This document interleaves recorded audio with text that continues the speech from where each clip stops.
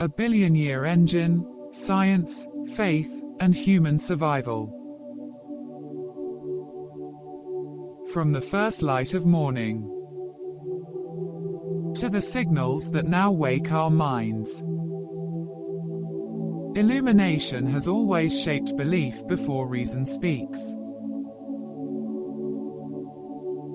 You are the awakening dawn among all dawns. Usha, Usha Sam, Pratyushasi, Rigveda. A billion-year engine. Somewhere, something incredible is waiting to be known. Carl Sagan. Forget the universe for a moment. Forget the billions of galaxies, the endless theories, the arguments about beginnings and endings. Those ideas are too large for the human nervous system to hold. Our minds weren't built for infinity. But the sun is different. I can feel it on my skin. I can watch it rise and know what time it is. I can sense my energy shift when it appears, and my mood sink when it disappears for days. Long before language, before science, before religion, the sun entered the human brain as something personal. Every calorie you've ever eaten is sunlight, transformed. Every breath depends on it. Every storm, every harvest, every civilization that ever rose did so under the same burning star. And that's why, across cultures and continents, humans looked up and did the most reasonable thing imaginable. They called it God. Not because they were ignorant, but because they were paying attention. Today, we don't worship the sun. We worship systems feeds, voices, algorithms that show up every day, learn our behavior, and feel strangely intimate. This is not a story about religion. It's a story about how the human mind bonds with what sustains it. And what that reveals about us now. Energy made personal. We are made of star stuff. Carl Sagan.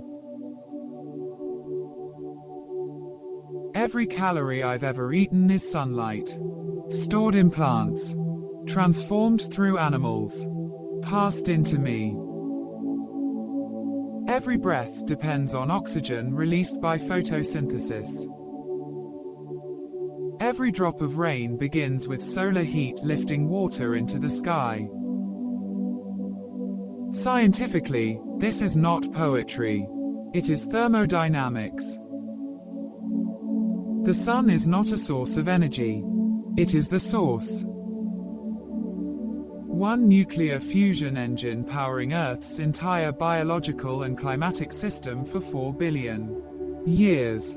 Without pause. Without maintenance. Our ancestors didn't have equations, but they had pattern recognition.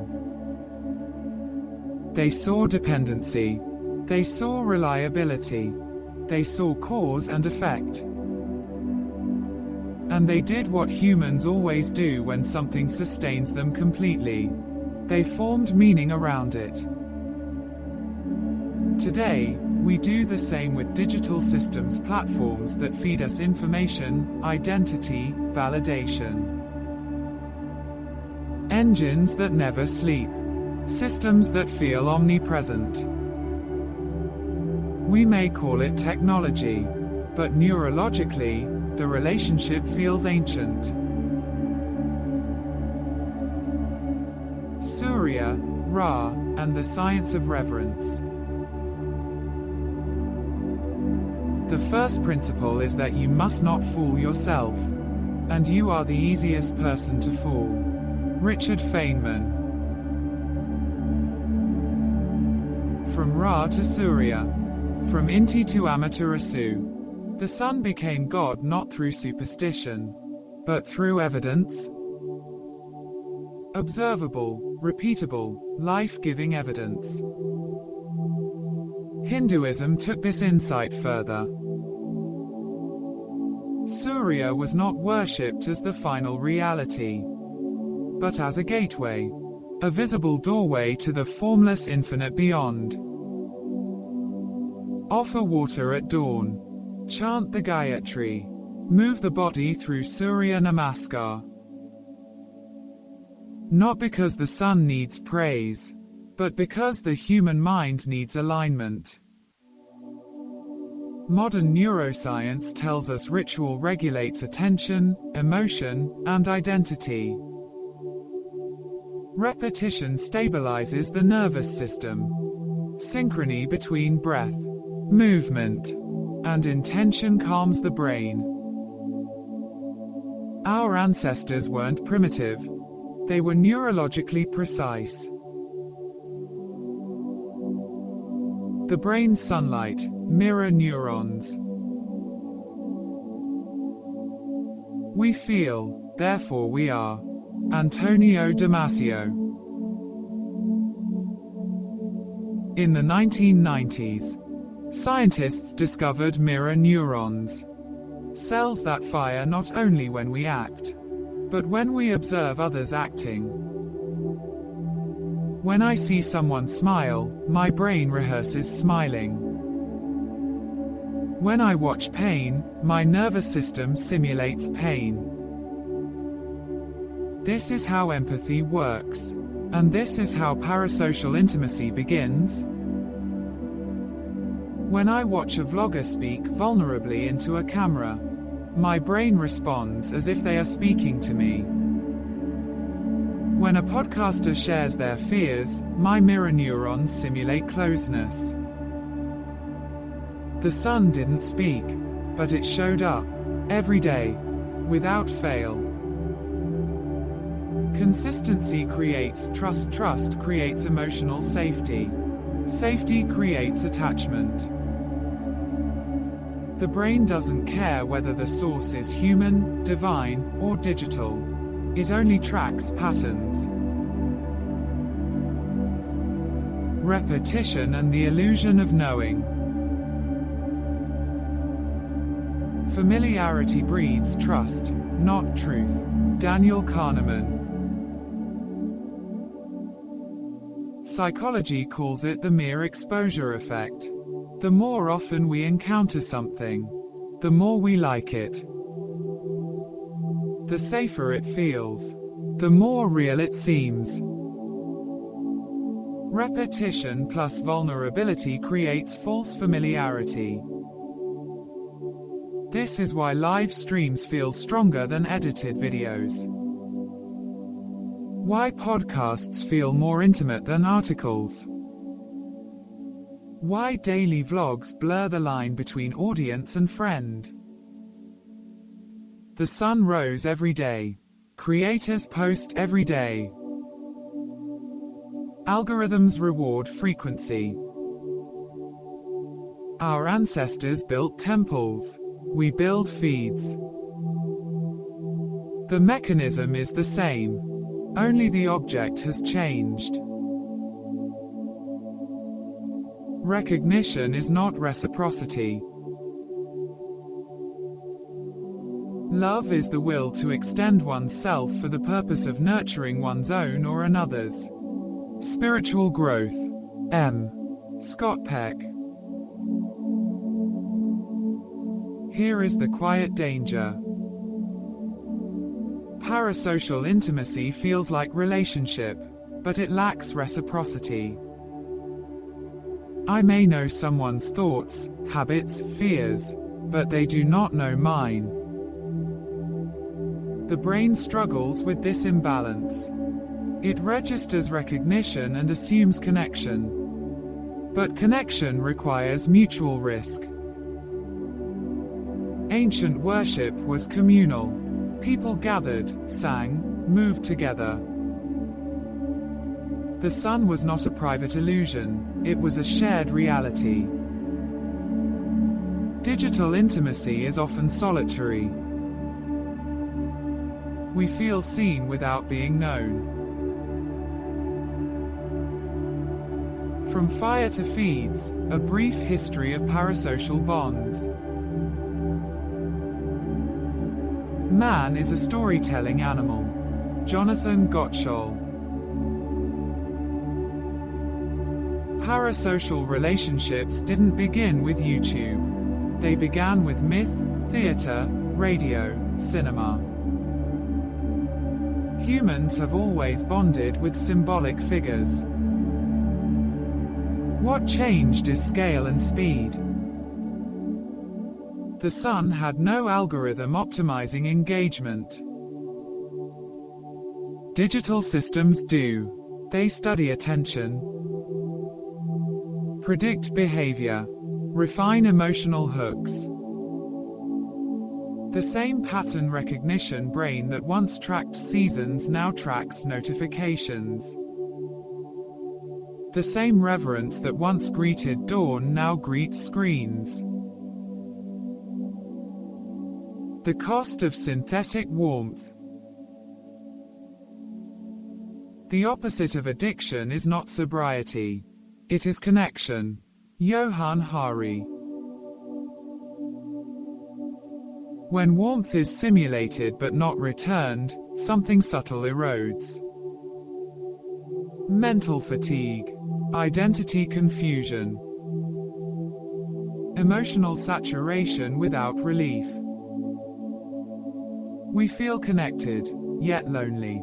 Stimulated, yet empty. The sun demanded nothing. It simply gave. Digital systems ask constantly, watch, like, share, return. Our ancestors knew limits. Sunset meant rest, darkness meant pause. The feed has no night. Through the sun, not at the sun. The Tao that can be spoken is not the eternal Tao. Lao Tzu.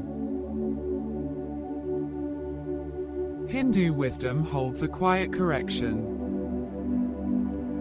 Worship through the sun, not as the sun.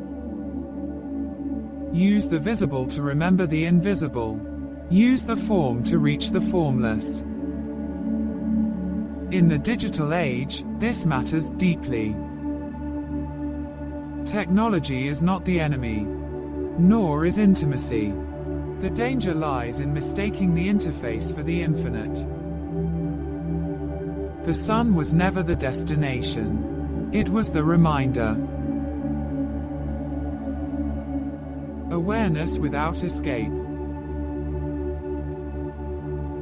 Between stimulus and response there is a space. Viktor Frankl. This is not advice, not a call to unplug, not a moral judgment. Only awareness. The same scientific understanding that explains photosynthesis explains attention economies. The same psychology that explains devotion explains parasocial bonds. Nothing mystical is happening. Nothing evil is required. Just patterns. Just brains. Just systems meeting ancient instincts. The infinite still shines. What you seek is seeking you. Rumi. Our ancestors looked at the sun and saw God. We look at screens and see ourselves reflected.